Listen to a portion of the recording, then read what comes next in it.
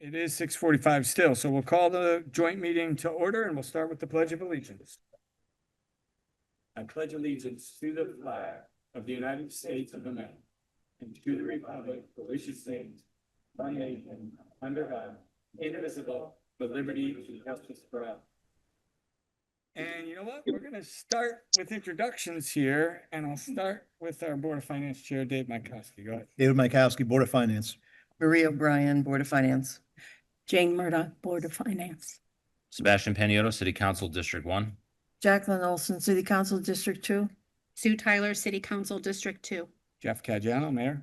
Cheryl Tebow, City Council, District 3. Eric Rosengren, City Council. Plug underneath, unfortunately. Eric Rosengren, City Council, District 1. Mark Dinkau, City Council, District 3. Bill Campion, Board of Finance. John Lodovico, elected, represented, appointed, whatever word it's gotta be. Yep. Welcome, John. We're doing announcements today. Yeah. I think it's about where John is. There's usually a plug that comes a little bit loose. And then Mike Mazzarelli, you're on as well. Anybody else on from Board of Finance or City Council? Good evening, everybody. How you doing, Mike? We're stalling a little bit here to see if we can plug in our microphones. The ones on the box there. So much for quick meeting. So much for quick meeting. There we go. Yeah, now we're back on. That's why we put John Lodovico. Fixing problems. Gotta figure it out. She puts me on mute. All right. We're back in order here now. So number 2 is the approval of the minutes. Can I have a motion to approve the regular joint meeting from June 10th? Move approval. Second. Changes, corrections, amendments, comments? All those in favor? Aye. Anybody opposed? Motion carries. Our consent agenda is made up of A through H. Does anybody wish to withdraw anything from that consent agenda? Hearing none, I'll entertain a motion to approve the consent agenda. So moved. Second. All those in favor? Aye. Anybody opposed? Motion carries. Number 4 is the Capital Projects Fund. I'll entertain a motion to transfer $32,000 within the Capital Projects Fund for the city match of the Safe Street and Roads for All grant application. So moved. Second. Anybody have any comments or questions on this? All those in favor? Aye. Aye. Anybody opposed? Motion carries. Number 5 is the Purchasing Department regular wages. We need to transfer $5,950 from the general fund contingency for purchasing regular wages. So moved. Second. Great. Any questions or comments on this? We do have a slight overlap right now with our purchasing agent who will be retiring the end of this month. And we have a little bit of an overlap with the new purchasing agent, which we all approved last month. All right. All those in favor? Aye. Anybody opposed? Motion carries. Number 6 is to approve a transfer of $6,000 from the general fund contingency for the Barnes Chapel repairs. So moved. Second. Great. And if you all remember, this is money that was kind of ARPA designated and funded. We couldn't get it in time. It was a relatively small amount, so we decided to move the ARPA funding elsewhere, and we knew this was coming. So this is kind of a contingency thing that we did. And I think that's all that will be done at this point to the Barnes Chapel.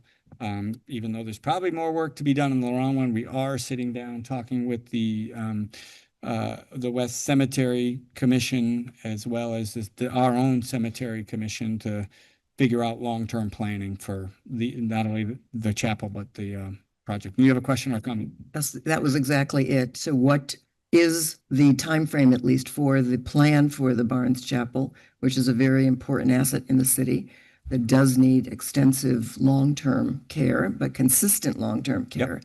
So is there a time frame for that? And is there a group? So we've had a couple of meetings. We are really waiting on them right now to give us almost a pro forma and let us know where the funds are. They have had, unfortunately, a major shift in the leadership there. And so they're collecting a lot of data right now. So we need to understand what the expenses are. We do have about an $80,000 commitment to the West Cemetery, which might encompass some of this, and also the keeping of the records from there. So, and that's something I've already asked. I'm hoping that the Cemetery Commission can take over that. But we need to hear from them on where the money's exactly going. And we got a good group together a couple of weeks ago, I think it was. So we're going to follow up with that. I know Sebastian, I don't know if you have any other comments, but Sebastian, as our liaison to the Cemetery Commission, is helping us pull this together too. Sure, no, I think you covered it all. We're looking really for the most efficiency that we can. You know, there's struggles between our own cemetery commission and West Cemetery. So, essentially, I think we're looking to get together to strengthen both, going forward. May I just suggest there may be some state historic preservation funds that you might want to take a look at, and/or I know that there have been some outside events utilizing the chapel, certainly looking at the price point for the use of the chapel for whatever the particular life event might be, a wedding, a baptism, whatever, might be a good way to raise some monies in our community. Definitely part of the planning, but I will say it's probably well underway. We've actually published it a couple times on the mayor's page, All Heart page. I'll ask the 14 or 15 of us here to, promote that as well. It's a city asset. Again, I'm being very honest. We didn't know it was a city asset until we really got deep into ARPA funding 3 years ago. But we need to make it sustainable. I believe it can be, but we have some work to do. So we'll undertake that. Just Other a quick, comments or yeah, just a quick question. Now, that being a city asset and bringing up, the rentals, I just want to make sure it goes on record where we can rent that. Is that through Park and Rec, or is that through the? No, that'd be through the West Cemetery Cemetery. Commission, yeah. Okay. So, and you can contact them directly. Perfect. Look it up. I think they have a decent web page. Okay. But- Just so when we put it out on our social medias and things like that, we Yep. know where to direct people to. Thank you. I think there were a couple of posts on it, so. Yeah, there were. Hopefully you can share those and we can get people more interested in it. All right, any other discussion? We did have a motion in a second, right? Marina, I didn't take a vote yet, did I? Okay, all those in favor? Aye. Anybody opposed? Motion carries. All right, the police private fund, we need to make an additional appropriation of $51,235 within the police private duty fund. So moved. Second. Questions or comments? A lot of construction out there these days. All those in favor? Aye. Anybody opposed? Motion carries. Equipment Building Sinking Fund to make an additional appropriation of $51,235 within the Equipment Building Sinking Fund. So moved. Second. Comments, questions? All those in favor? Aye. Anybody opposed? Motion carries. Number 9 is to make an additional appropriation of $1,077,765 within the Equipment Building Sinking Fund to purchase capital outlay. So moved. Second. Questions or comments on this one? Hearing none. All those in favor? Aye. Anybody opposed? Motion carries. We're on to number 10. That's you, Diane, for our monthly revenue and expense report. Hello, everyone. Join Good me. evening. This will be just a quick update. As you know, we just ended the fiscal year last year, so we're in the middle of getting final receipts in, getting final expenditures in. Happy to report, tax collections that have came in really strong this year in all respects. Current tax revenue, we're at 99.9% of the budget. I anticipate once we get everything in this week and post everything, I would not be surprised if that reached 100% of budget. So compared to last year, pretty much about $9.5 million more on the current levy from last year. The prior year tax revenue, as I've been reporting, has been coming in very significantly, primarily due to the assessor's personal property audits that he's been doing. I don't know if I reported on this last time, but just to give you an update, we've collected a substantial amount in those fees. And to date, we've been putting aside $275,000 a year in the personal property audits. So we have definitely recouped our money a couple of times over on those audits. So that was definitely a good thing to put forward that the assessor has been working on the last couple of years. I think we had one more year. It was a 3-year project that we were doing. So the last year is this 25, 26 that we're in right now. And then the supplemental motor vehicles are at $2 million. So we're way over there as well. Any questions on tax collections? She's been doing a great job, and again, because of the assessor's personal property audits, it's been a very good year. Building permit revenues, right now we're at 2.4 million, again, way over budget. Conveyance taxes, 1.79 million, compared to last year, it was 1.39, so a lot of this is coming in more. Again, as you know, I don't chase those revenues when we work on the budget, but we have increased them slightly over the last couple of years for budget purposes. Investment earnings, keeping my fingers crossed, we're gonna hit $3 million. We are at 2.7 right now through May. So we still have to post, June, and then with any accruals, hoping we can do it. But I know the, deputy treasurer had estimated, 2.8 when he was working on the budget. So we'll definitely meet that estimate.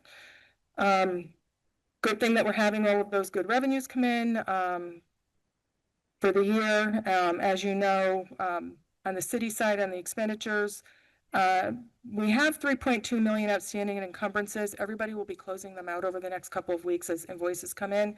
I know 1.2 million is dedicated just for the city's OPEB contribution. So of that 3.2, I know 1.2 million is definitely committed for that. And we do have one more payroll to go through. So I'm hoping on the city side, when we get to the end of the year and everything's closed out, there will be a surplus on the expenditures. I'm hoping between 1.5 and 2 million, which will help as we close everything out. Right now, I did run a report. When I gave you this report last week, the Board of Ed was trending at 9.9 million, but we had not received any of the excess cost grant.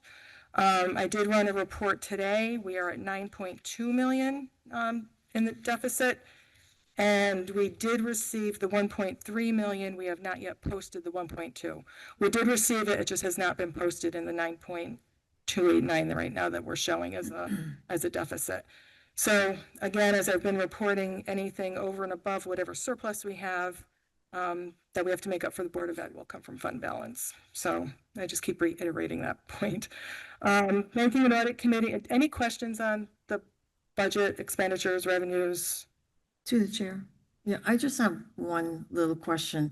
I just needed to clarify, when you indicate prior year tax revenue, are you talking about 2023? So it was, so the current, it would have been anything that was billed prior to July 1 of 24. So yes, 23 would be included in prior year. Okay, all right, thank you. We have started preparing preliminary for the audit. Banking and Audit is meeting with CLA as required July 24th.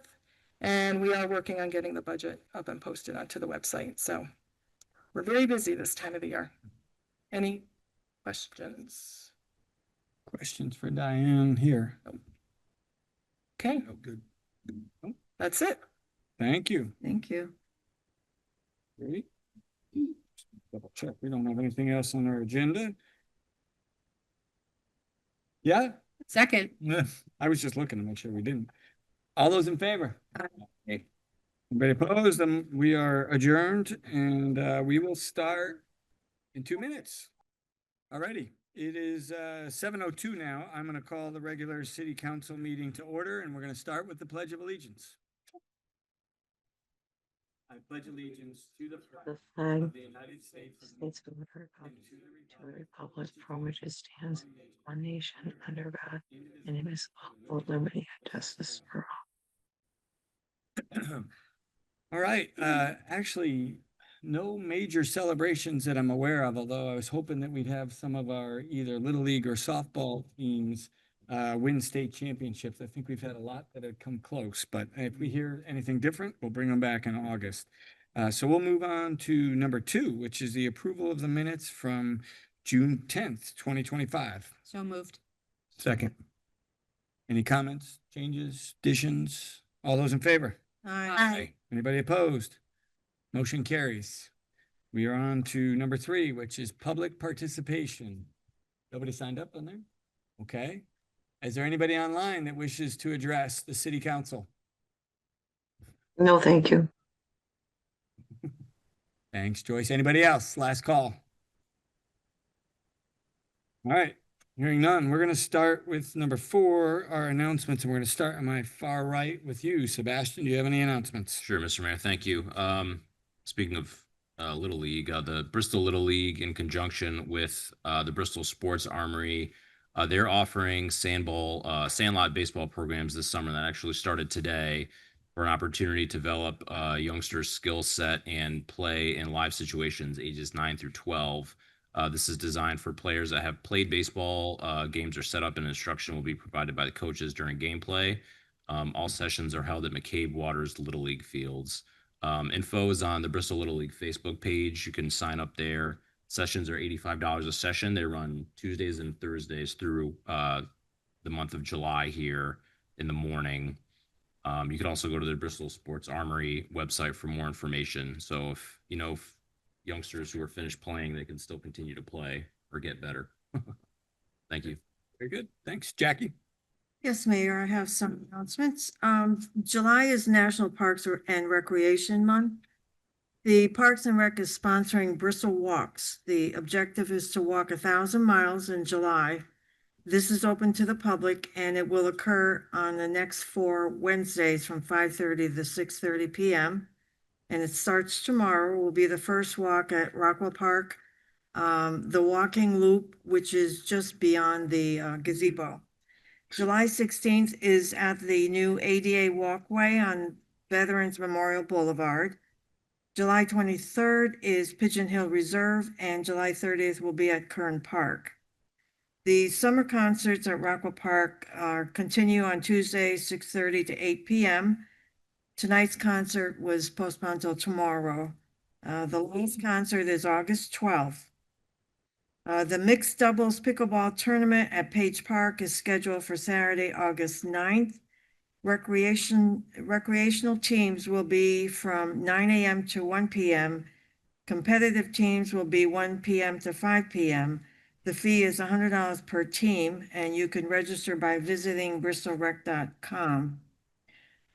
Page Park is still under construction, so the pickleball courts and tennis courts will operate on a first come, first served basis. You can rent 2-hour court rentals on a limited basis, and that's available for $25 or $100 seasonal rental. I would encourage you to visit the Parks and Rec website and sign up for their newsletter because there's a lot of other programs that are coming up. Lake Avenue culvert will be under construction, but the road will be open during all phases of construction. Thank you.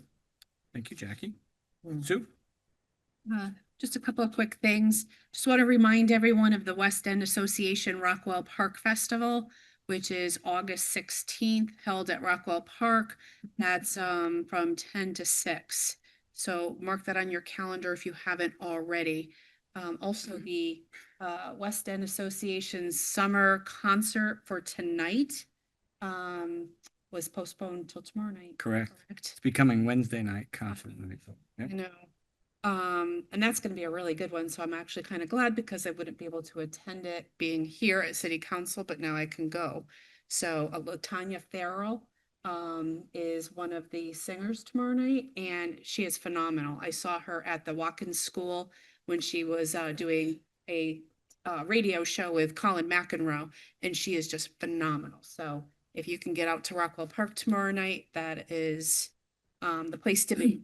And one last thing, I just wanted to give a shout out to 5 ladies. Kristen Graziano, Janessa Floyd, Cassandra Ross, Jennifer Cole, and Ann Bednez. Those are the ladies that make up our tax office. This is their busy time of the year, to say the least. They are doing a phenomenal job. I spent about an hour at City Hall today, and if there was a small line at any one point in time, it was only there for a few minutes. They are full of smiles. People walk away from the tax counter after doing the one unpleasant duty that they come to City Hall to do, and people were smiling and friendly. And I just want to give a big shout out to all 5 of these ladies. They represent the city of Bristol really well. They have nothing to do with what our tax rate is, with any tax increase. They don't have anything to do with our policy. They are just the customer service people who, you know, do a fantastic job. And I just wanted to say thank you. Great, thank you. I'm actually going to have a couple of announcements too, and I'm going to go on recognizing city employees. Today was Linda Milia's last day. I think it was a total of about 18 years working in our human resource department. Want to really thank her for her dedicated service. She has actually been the director of human resources and associate director for many years. By staying on, by the way, too, she saved us about $30,000. We are, and we'll be talking about it later in our agenda, kind of realigning the HR department a little bit. So she's really helped us quite a bit. Lovely lady, and we'll miss her. I also wanted to just remind people of all the new venues downtown. I actually went to Guac and Roll last night, and I'm going to leave people out. So I shouldn't have mentioned any names, and I went into this saying I wasn't going to mention any names. We have about 12 new establishments in and around the downtown area. Again, it's encouragement more for the public. You all know this here, is that we have to support these local businesses and enjoy them. They're all doing a great job, and it's great to see a lot of the foot traffic in and around downtown. So I encourage everybody to get out and check them out. If you haven't checked them all out yet, start picking them off. You can come downtown every weekend and every night if you wanted to. Last announcement is a little bit more serious, so I just want to give an update, and this is kind of a hot off the press update for even the council. So at this point, we have an agreement that has been offered by our chief building official. He's kind of working on behalf of the city of Bristol, but he is in charge of any demolition orders that we have. So right now we've offered an agreement to suspend the execution of the demolition at 9 Divinity Street. What this really means, and I'm not going to read the whole thing to you, it hasn't been signed yet, it hasn't been agreed upon, but the group that is hoping to buy the facility, Arthur and Sons LLC, they're out of Manchester, Connecticut, they would need to agree to a series of stipulations that generally, on a high level, say that once the sale of the property goes through, there will be conditions that have to be met. Building permits would have to be garnered. The money that we've paid to Kapora up to date would have to be paid back. It's not that much money. It's about $2,000. They would have to stick to basically a calendarized timetable to bring that building into a state of at least stability. And the biggest example is within about a month, and nobody's agreed to the timelines yet, but this is the thought process, and this is what's in the offer that we put out there, that, for example, within 1 month of permits approved to fix the roof and make it a weather-tight building, it would have to be done. Otherwise, our demolition order would not be suspended any longer. So just thought I would give those updates. Again, nothing has happened here. This has to go back and forth to the purchaser, the seller, and the lawyers. And if the closing were to happen, the stipulation would be amended there. That's all I have for announcements. Cheryl. Thank you, Mayor. First of all, I just want to talk about our farmers market. It's going strong at 10 Main Street location. And this is every Saturday in the summer from 10 a.m. to 1 p.m. The Senior Center has issued cards for some of the seniors to use. These are accepted at the farmers market with our vendors of vegetables and fruits, and they're swiped just like a regular debit card. But for those who have an EBT card, which is issued by the state of Connecticut, it's the gray card, we have a grant that will still double the benefits for those participants that gives them farm fresh produce, fruits, breads, and meats from the farm to the table. So I just want to put that out there. It's a great way for those who are in need to use resources that are in the town. There is a call out for any middle school or high school student that would like to enter the Miss Mum pageant this fall. It is a cherished tradition that kicks off the Mum Festival. Contestants will need to prepare a small speech. They'll answer a few simple on-stage questions, and it's wonderful memories. A small scholarship will be awarded to the winner of the Miss Mum High School level, and there's only 10 contestants that will be accepted into both the Junior Miss Mum and the Miss Mom. So those spots will fill quickly. There will be no Little Miss Mom this fall. So those are the two categories. You can go to their website, Miss Chrysanthemum. There is a $20 application fee due at the time of registration. We do have, though, a big award winner, and I think on behalf of all of us up here, we want to give a heartfelt congratulations to Haley Patton, who was just crowned Miss Connecticut Teen 2025. Haley is a 15-year-old high school student here. She's a competitive dancer, and she's also the founder of a nonprofit, Ladybug Outreach, that helps unhoused and food insecure individuals.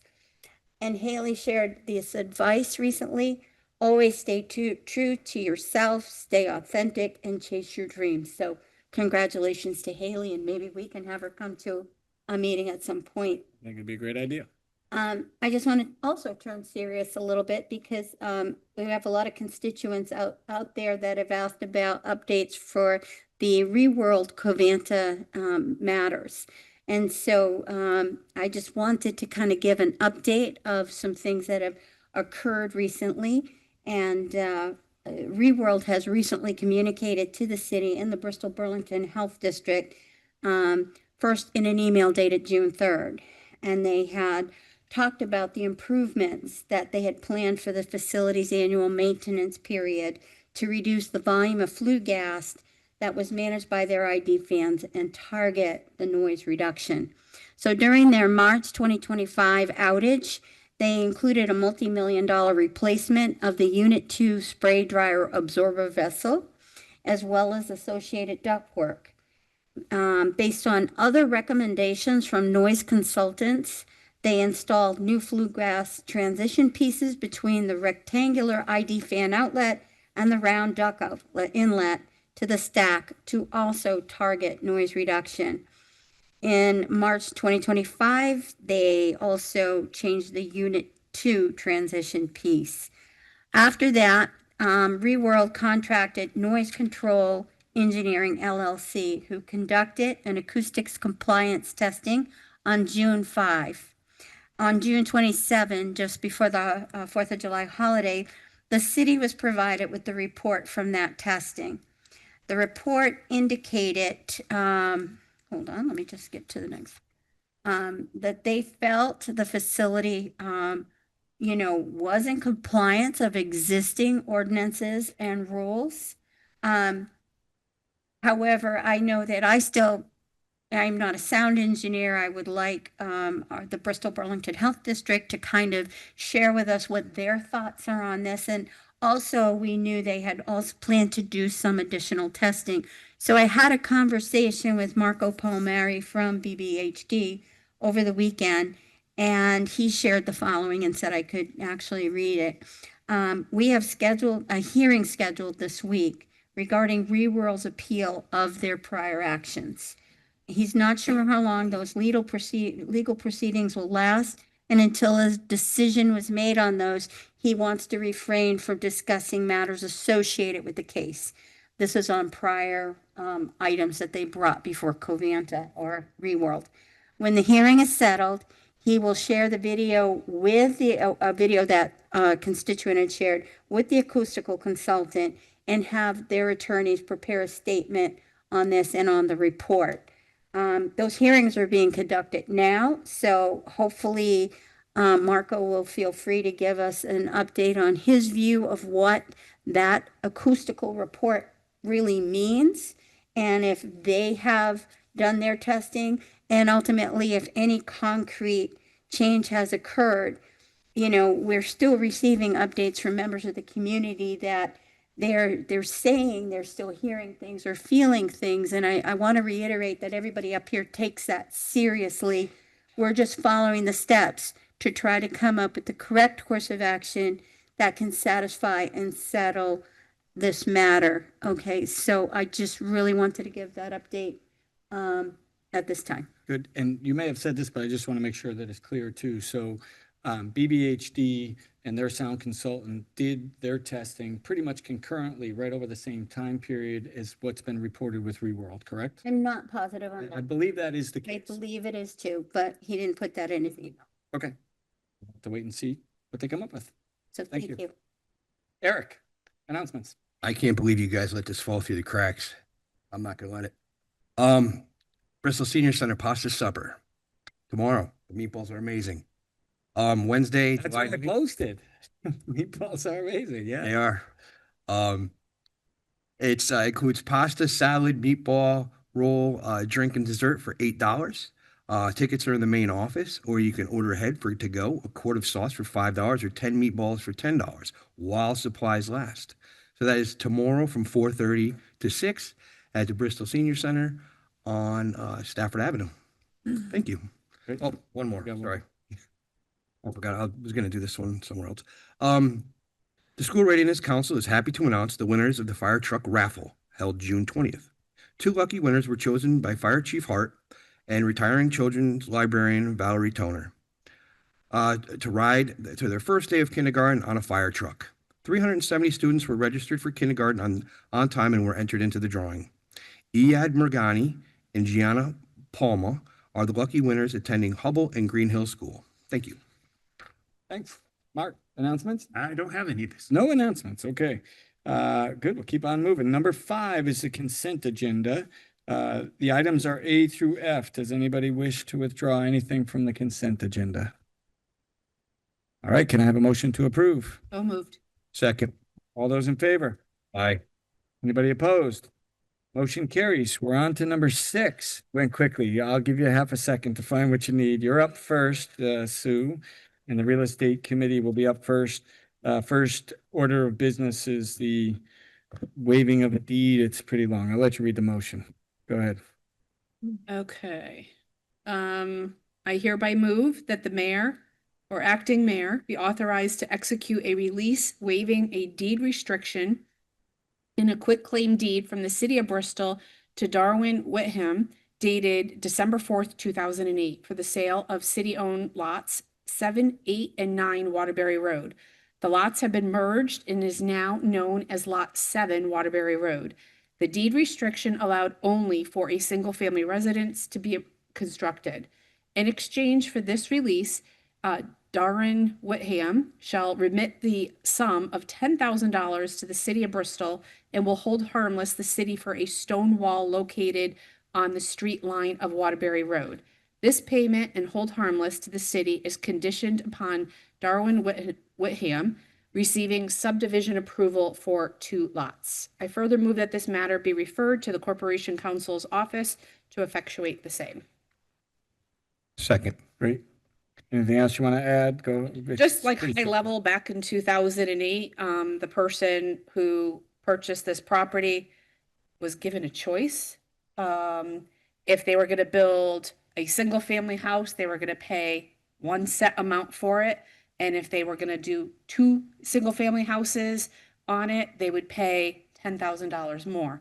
So move the clock ahead. Back in 2008, it did not make sense to build 2 houses on there because of septic systems at that time. Move the clock ahead. It is with manufactured and engineered septic systems. It is a very good likelihood that they can now build 2 houses on this lot. And with a housing crisis, that's a good thing. So they came back so that the deed restriction that was put back on in 2008 could be removed and that they could be allowed to build the 2 houses. So the real estate committee just basically felt that for the $10,000, had they paid that back in 2008, they would have been allowed to build 2 houses. We were going to remove the deed restriction for the payment of the same money that they could have done in 2008. Great. Attorney Steve, was that? Sounds like a good deal on both parts. They probably saved a little money over these years because that would be worth more than 10,000 now, but the city. They paid their taxes every year also. It's good. Good. Any other comments or questions, especially from real estate committee? No. Nope. I'll call the vote then. All those in favor? Aye. Anybody opposed? Motion carries. Item B is the salary committee, which I've already alluded to. So Cheryl, go ahead and take that one over. Yes, item 6B is I would like to make a motion to authorize the elimination of the position of Assistant Director of Human Resources and refer this matter to the Board of Finance. Second. Great. Cheryl, go ahead, just tell us. Right, Oh. it's nothing to do with her last day. No, that's, I gave her kudos. We had talked about this in salary committee, and with our new human resources director, there really isn't a need for both a director and an assistant director. With the department could better utilize another generalist, that they could share the duties better, and they work together as a team anyway. So it just used the resources a little bit better. This position was currently in the prior budget at $114,000 per year. We eliminated. Anybody else want to add or questions? And I will talk about Part C that Yeah. goes hand in hand with this. Exactly. The change, what we're replacing this with. All right, we'll vote on this one. All those in favor? Aye. Anybody opposed? Motion carries. All right, C. Item 6C, I would like to make a motion to authorize the creation of a new position of Human Resources Generalist at Code 3 on the non-bargaining salary schedule and refer this matter to the Board of Finance. Second. Great. Okay, so again, it's, as I just mentioned, creating a position to facilitate the needs of the department, the needs of the city much better, much quicker with all the hiring and all the human resource type issues. This is non-bargaining, and the range for step 1 is $80,051. On step 4 ultimately would be $91,705. So this is also in addition to creating a more flexible position that better suits the needs. It is also a cost savings for the city. Excellent. Pretty straightforward. Any questions or comments? All those in favor? Aye. Anybody opposed? Motion carries. We're on to 6D, which is the ordinance committee. Go ahead, Sebastian, you take this one. Thank you, Mr. Mayor.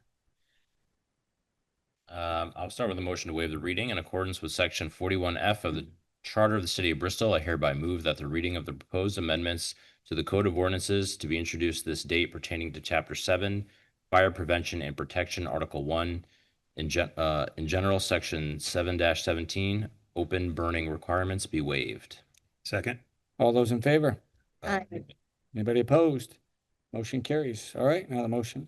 In accordance with section 41F of the Charter of City of Bristol, the following amendments to the Code of Ordinances are hereby introduced. I hereby move that the time and place of Tuesday, August 5th, 2025 at 4:45 p.m.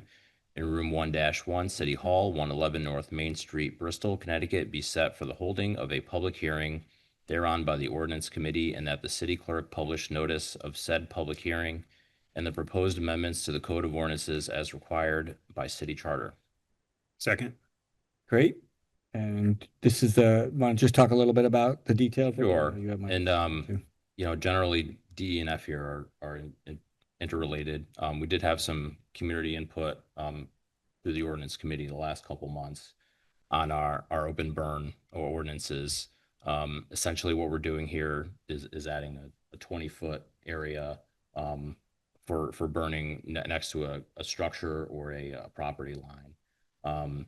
We had some good discussion for the last couple months, really. We had our fire marshal and our fire chief attend our meetings, give some input. We had some community input, as I said.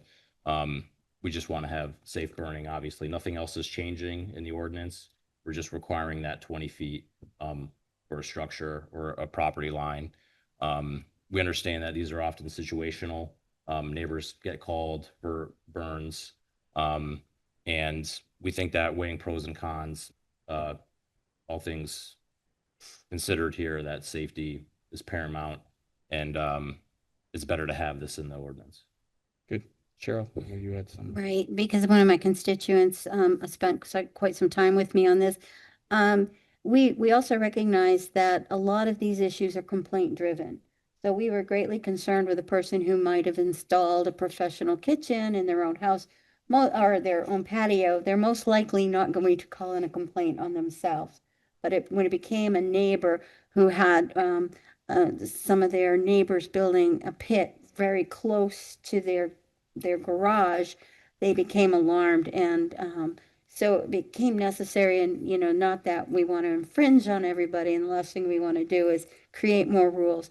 We also have to remember that we all need to be good neighbors, and this gave a tool for the fire personnel to come on site, and if they determine it to be a nuisance, to have the police come over and issue a citation. So, I'm in full support of this. Any other comments? All those in favor? Aye. Aye. Anybody opposed? Motion carries. And E, Sebastian. In accordance with section 41F of the Charter of the City of Bristol, I hereby move that the reading of the proposed amendments to the Code of Ordinances to be introduced this date pertaining to Chapter 23, Ordinance Enforcement by Citation Officers, Section 23-1, Adoption, Formation, and Powers be waived. Second. All those in favor? Aye. Go ahead with the motion. In accordance with section 41F of the Charter of the City of Bristol, the following amendments to the Code of Ordinances are hereby introduced.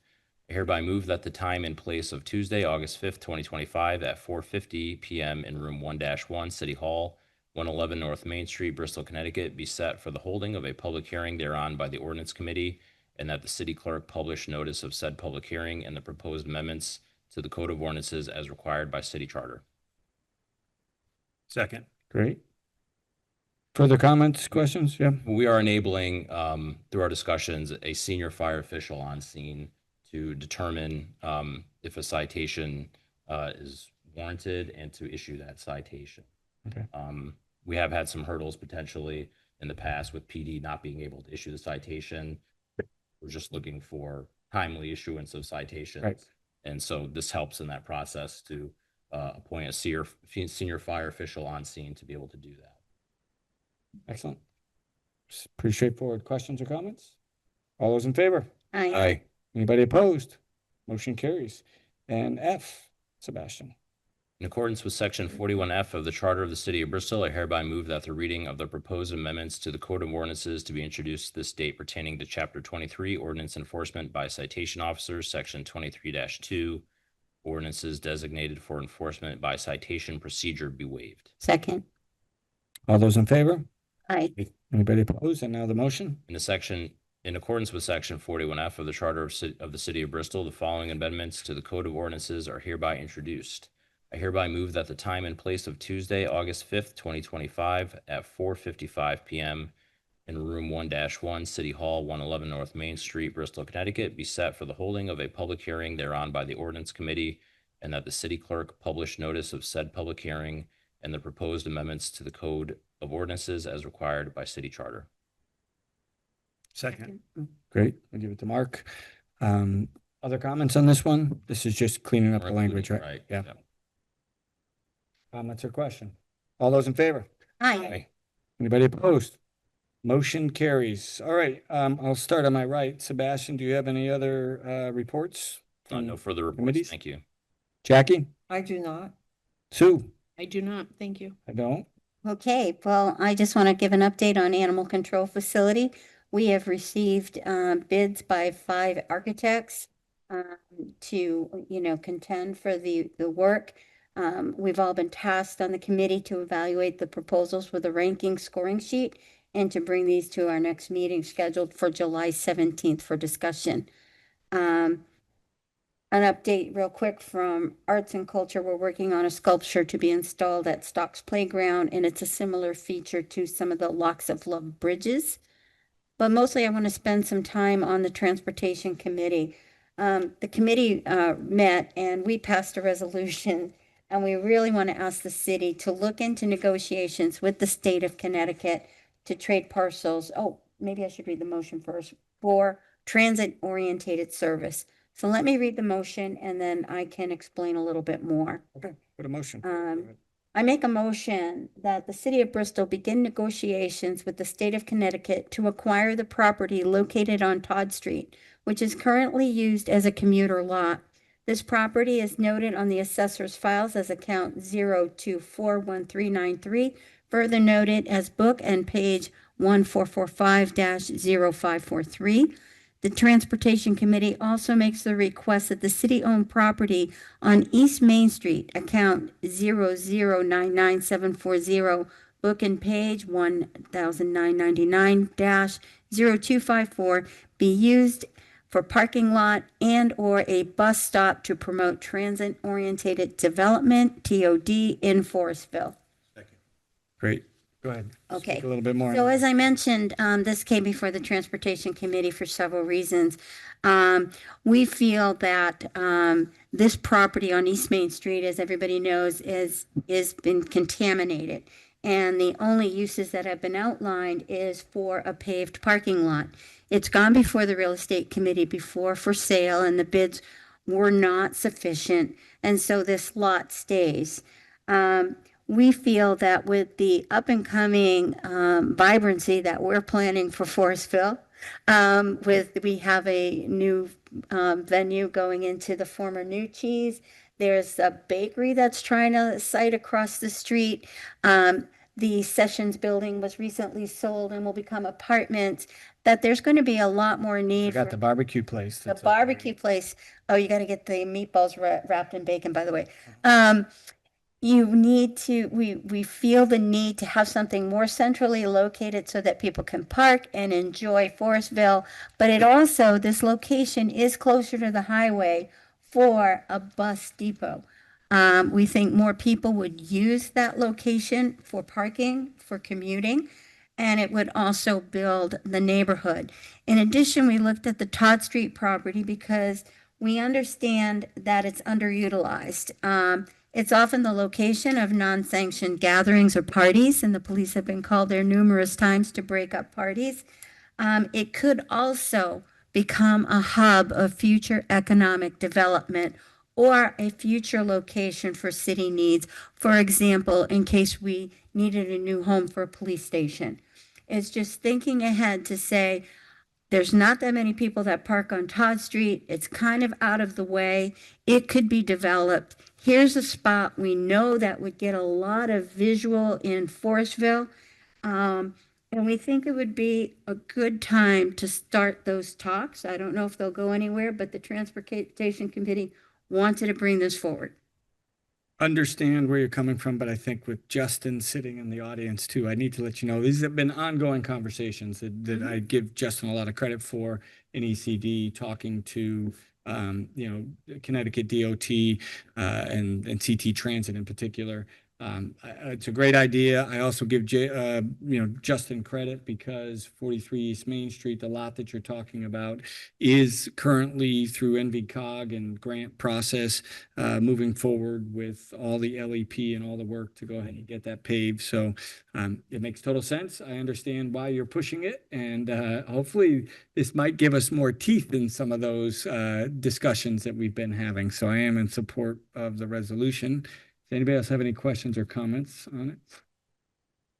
All right, then we'll call the roll. We'll call the vote. All those in favor? Aye. Anybody opposed? The motion carries. Do you have any other? No, I think that's committee it. report? Thank you. Eric, committee reports. I have none. I just have one question. Now, what we're talking about with transit and busing, the Stop and Shop on Farmington Avenue, the side, who would I talk to about getting is that a state situation for just getting a bench there, not like a full? Well, I had, in the Transportation Committee about a year ago, we had talked with, Bob Flanagan was part of the committee at that time, and the state had talked about a grant in order to, put more bus stops. And so they asked us to identify 5 locations, good race coming up, to that we would want to have a bus stop on. Now, the location that you're talking about, I'll let Ray, I don't want to steal thunder from Ray, but he's tried to get something in there before, and we would need an easement. But I did write to Bob Flanagan just this week and asked if he's heard anything, and he gave me the name of a person at the state who I wrote to as well to see what the update was, and they are desiring of a meeting and a communication. I didn't get a chance to forward it to you yet, that email that came today. I can tell you his name. This is not coming into my head. While you're looking up, I'll turn it over to Ray. Just to, supplement with, Councilwoman indicated, there's really two parts to it. One of them, is funding and certainly a desire to have, whether it's a bus shelter, benches, but the other is, which is critical, is that bus shelters are on private property. So the Board of Public Works has a policy on bus shelters. This comes up, quite often. Certainly bus shelters on city property or in the case of the West End, it was part of an agreement where the, city would take over maintenance of the bus shelters, but on essentially all the other locations, bus shelters or benches or what are on private property. That one by Stop and Shop has come up on numerous, occasions. At one point, Corporation Council was immediately engaged, with the those property owners and ultimately just could not work out an arrangement that was agreeable to the property owner where a bus shelter or benches would be installed. And honestly, that is the biggest impediment. And until that is is addressed, irrespective of funding or a desire to have anything there, we need consent of the property owner. Okay. So the person who I just forwarded you and the mayor, the email that came in this afternoon or at 11:29 this morning, Curtis, Graham Curtis, or is it Curtis Graham? I think it's Graham Curtis. And he says he was going to discuss with his team and set up a call to discuss his program. And they want to talk about if they install them, who will maintain them as well. So I just forwarded you that, and then when he gets back to me, maybe we can have that meeting set up. But it is one of the ones that the Transportation Committee felt was very necessary based on request. Yeah, when I drive by and when other people have been getting complaints that people are sitting on baskets, they're taking the shopping baskets and flipping them over and they're making a mess. So I figured maybe at minimum a bench, these people should have a place to sit, in my opinion. So that's great. I'm glad you guys are looking into that. Appreciate it. Once again, nothing can happen without the consent of the. Agreed. So, thank you. Thank Works you, through the Ray. Process. Appreciate it. Good. Mark, any committee reports? No, I don't. Okay. We'll move on to number 7, which is old business. Does anybody have any old business? I do. Okay. On July 4th, there was a video posted on the Covanta Reworld Noise Complaints Facebook page by Mariana Alves Pereira. She is a doctor of philosophy and environmental sciences from NYU. This video explains how DBA testing does not capture low frequency noise. Me personally, I listened to the video, learned a lot about it myself. I'm not sure if anyone else listened to this video, but it does explain a lot of what people are going through with the low frequency noise and the vibrations. So I definitely would recommend this for everyone to at least take a listen to it, at least like the first 15 minutes of it, because it does explain has a lot of information regarding the low frequency noise. Okay. Through the chair. Oh, No, go ahead. just add to that. Yes. I did also watch that video. She is very well spoken and a very intelligent woman. I did forward that video link to Marco for his review too. And as I mentioned, he wants to get through the phase that he's in. I'm not a physicist, so I can't comment if this is the issue or not, but that's why I tagged Marco in that. Yeah, and just to be clear, Marco and his team have hired 2 different sound consultants. So, we got to trust BBHD that they're getting the right consultants on board. So I we can all learn, which I appreciate, but they do I have. just wanted to bring it up so that we all have like an idea of what was said in this and what some of the people, it's pretty much exactly what people have been saying, have been complaining about. Yep, I think there's no argument that there has been a noise issue. I mean, that's Right. been admitted by Reworld and Covanta themselves. They've been operating safely for 40 years in our Right. backyard, and they've never mentioned a noise problem before. So them, calling that out and spending $2.1 million on it, Right, yeah, I don't know their exact. hopefully we come to a resolution, but appreciate the info.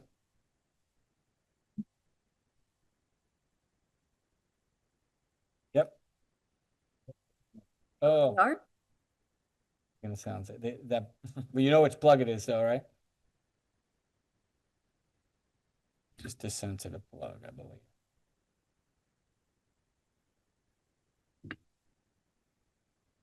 For those in the audience, we're just waiting for Mark's microphone to come back on here, I think, but. If not, that whole bank is out. There it is. Which one did you touch last? Top right, that's the one. Thanks. All right, so as you were saying, Mark, you had to turn your microphone back on now too, by the way. I personally have never heard the noise before, and when somebody complained about it last week, I decided to go out myself and to listen for the noise. And I can understand what they're talking about now because I was able to hear it when I went out from one of the locations where they've been complaining about it. Appreciate your input. Any other old business? I still have another Okay, go ahead. Question about what's different from last month to this month in regards to 9 Divinity Street. Why are we all of a sudden trying to rescind the demolition? We were approached by the lawyer that represents the current owner, who may kind of also represent the potential owner to the potential buyer. And they asked us to consider this. So this is a decision by Rick Brown. So it's the chief building official. He has consistently said from the beginning that, you know, this was a restore or demolition. It's been going on for, I think, 18 months now. And so another month or two for them to go ahead and decide if this can be pulled off is, you know, up to them. And why is the $2,025 being billed to the current owner? Because that's what the city invested in the demolition process.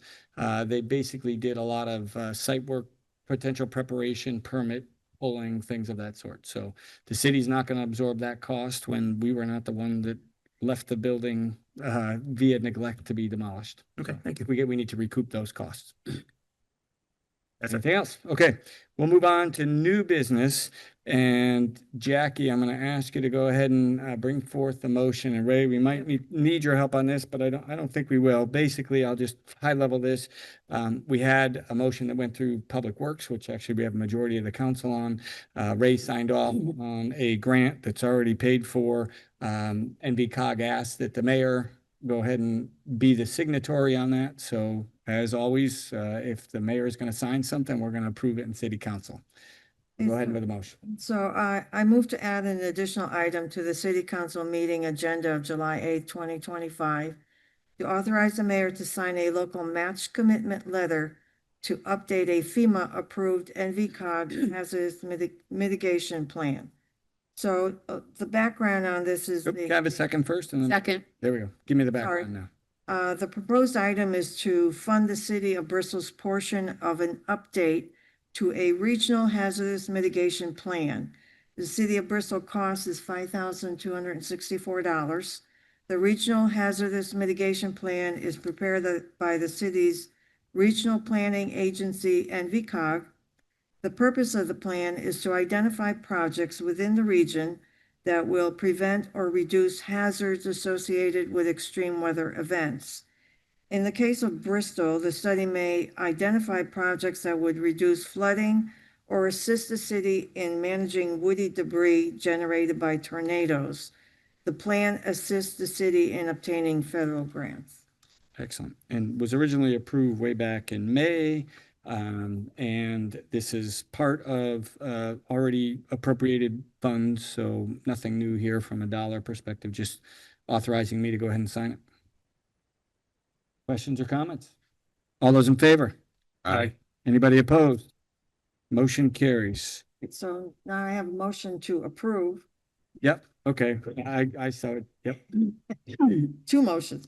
I move to authorize the mayor to execute a DR 4820 sub-application local match commitment letter associated with a FEMA-approved NVCOG hazard mitigation plan.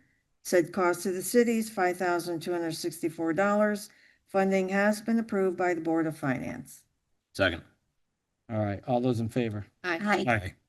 Anybody opposed? Motion carries. I was moving too fast. I apologize. We've been doing really good in this meeting, so good. All right, now we move on to resignations.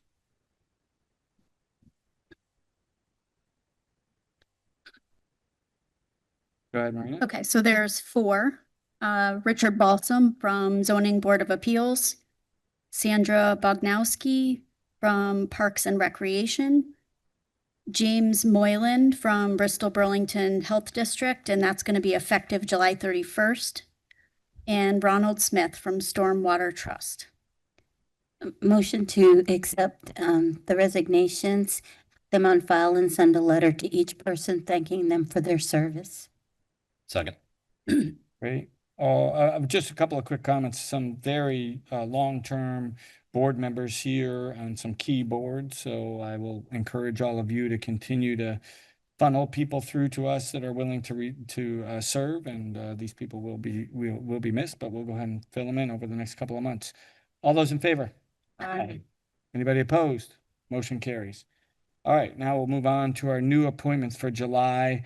And actually, the first thing I'm going to do is just make kind of an announcement. Our Board of Finance changes. I don't think we need to approve that here, but I just wanted to make those official. And Dave Mykowski has appointed John Lodovico to the Northeast Middle School Building Committee, Bill Campion to the Insurance Committee, and Jane Murdoch to the Banking and Audit Committee. And those are filling some of the gaps that we lost through Glenn Heiser's departure.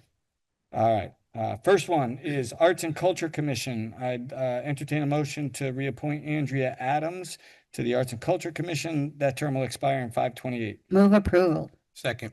Andrea's great. All those in favor? Aye. Anybody opposed? Motion carries. On BBHD, I'll entertain a motion to reappoint Kathy Langlis. Her term will expire on 7/28. So moved. Second. All those in favor? Aye. Aye. Anybody opposed? Motion carries. And then on the Board of Finance, is an apology, by the way. Mike Mazzarelli was up last month, but he got missed in our announcements last week. So I entertain a motion to reappoint Mike Mazzarelli. His term expires on 7/29. Move approval. Second. All those in favor? Aye. Anybody opposed? Motion carries. On the Planning Commission, we're going to reappoint two people. One is John Posey, and the other is Kiana Maria Small. Kiana is actually the alternate member. John is a regular member. They both expire on 7/30. Move approval. Second. All those in favor? Aye. Anybody opposed? Motion carries. On the Retirement Board, I'd like to entertain a motion to reappoint Tom Barnes, who is the citizen at large. He is also our chair, and I believe he will hit 20 years in this term. I didn't think he was actually going to do this again, but he's going to hit 20 years, expires on 7/28. Move approval. Second. All those in favor? Aye. Anybody opposed? Motion carries. Happy to have him with us. On stormwater, and by the way, just another announcement on that one. So we will be getting a resignation from Frank Rossi, who has done a great job on Retirement Board, very busy with family commitments. But I did kind of harass him a little bit to do Stormwater Trust, because as you heard earlier, we had a long-term retiree from there that's not as comprehensive as a committee. So Frank has agreed to be appointed to take over the position as citizen elector for Stormwater Trust. So we need that motion. It'll expire in 7/28. Move it. So moved. You're a second for me then, Jackie, all right? I think Sebastian had the motion. Very good. All those in favor? Aye. Anybody opposed? Motion carries. Zoning Board of Appeals, we are gonna reappoint Lisa Salgado Circo. Oh, actually, no, Eliza is gonna be appointed though as a regular member, so she's moving up from the alternate position. And then we're gonna appoint Joe Quilada as an alternate member and Matthew Biden as an alternate member. I have all of those expiring on 7/28. So moved. Second. All those in favor? Anybody opposed? Motion carries. On zoning, we're going to reappoint Michael DeRowan. His term expires on 6/28. Move approval. Second. All those in favor? Anybody opposed? And I have one, yes, because it's actually a month early. We looked at it, so it's actually going to be next month, but thank you, good catch. By the way, just an announcement to people, hopefully you figured out, draft went out on Thursday because of the holiday a little bit earlier, so not major changes here, but there's always going to be last minute changes here, so please check the agenda and double check me like that. I do appreciate that. There is one other one that we do have. So we do need to officially appoint Marina Bigos as acting city clerk, which would be retroactively effective to June 11th, 2025. That will mean that she'll be paid at the rate of non-bargaining salary level 4, step 1. And this is part of her covering at this point and all labor union required. Move approval? Second. All those in favor? Aye. Anybody opposed? Motion carries. Purchasing, we did do it last month. I checked. Yep. So Nancy is going to become official on July 28th. So we did it ahead of time, which is good. I asked that one today too, Attorney Kowicki, so I appreciate it. All right, I think we got all of those. Number 11 is contracts. I'm gonna get my glasses back on. So the contract 2P25073 Design Services. This is the video surveillance system to Good Harbor Techmark in the amount of $81,168 to authorize the mayor and acting mayor to execute any and all documents necessary to effectuate said contract. So moved. Second. Great. All those in favor? Aye. Anybody opposed? Carries. That was for the schools, by the way. B is to award contract 2P25076 architectural engineering services relative to a press box at Bristol Central High School to Amera Associates in the amount of $36,850 and authorize the mayor or acting mayor to execute any and all documents necessary to effect said contract. Move approval? Second. Give me a second. There we got a second. What's your question? Was this the donation? I believe that is coming Donation by in. an anonymous.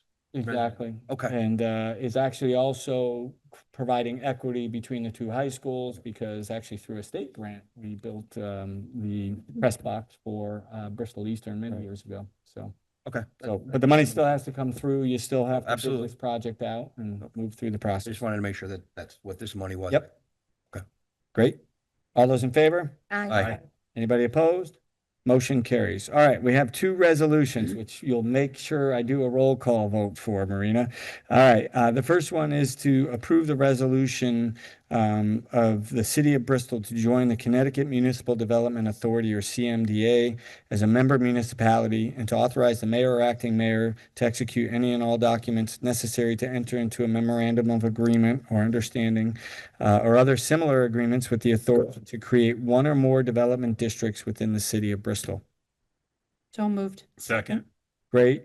We'll do the roll call vote, but I think everybody was here. I don't think we have any questions on this. This is what Justin talked about earlier and doesn't obligate us to anything, but gives us some good opportunities in the future. So we're ready to do a roll call vote. Go ahead. Councilmember Dickow? Yes. Councilmember Olson? Aye. Councilmember Paniotto? Aye. Councilmember Rosengren? Aye. Councilmember Tebow? Yes. Councilmember Tyler? Aye. And Mayor? Aye. Motion carries. All right, instead of me reading this part, I'm going to have you take over here, Cheryl, with Okay. this resolution, and there's a couple parts to this, but go ahead. All right, so first of all, I would like to entertain a motion to waive the reading of number 12B, resolution regarding installment payment agreement with PNC Bank. I need a second. Second. Great. All those in favor? Aye. Anybody opposed? Okay. Okay. And So I make a motion to approve the resolution authorizing the mayor or acting mayor to execute a 3-year installment payment agreement for IT storage services with PNC Bank to accommodate 3 annual payments in the amount of $42,783.86 per year, and to authorize the mayor or acting mayor to execute any and all documents necessary to effect said agreement. Great. Second? Second. Great, and you've all looked at it here. It's a little bit smaller. I have a bigger print version if you want to see it. This is just the way that they are actualizing those services, and it's over 3 years, but they wanted a resolution from us. So, other comments or questions? Hearing none, we'll do the roll call. Councilmember Dickow? Yes. Councilmember Olson? Aye. Councilmember Paniotto? Aye. Councilmember Rosengren? Aye. Councilmember Tebow? Yes. Councilmember Tyler? Aye. And Mayor? Yes. Motion carries. Very good. Justin came up. We missing one other thing? Mayor, he was asking whether we had a motion to waive the reading of the resolution on item 7 or 12A. 12A. And I believe you did, but maybe we should double check with the Yep. town clerk. Did we do a motion to waive the reading first? I don't recall. I think so. I don't think so. Okay, can we? Make go a back and do motion? That now, yeah. Entertain a motion to waive the reading of 12A on the Connecticut Municipal Development Authority CMDA membership. Second. Great, and that's within the packet as well, so that's good. We're fighting to get seconds. I like that. We don't need to do that as a roll call, or do we? That could just be a regular call. All those in favor? Anybody opposed? Motion carries. All right, I think that's all to come before this meeting. And I have a motion to Motion adjourn. to adjourn. Second. All those in favor? Aye. We're adjourned.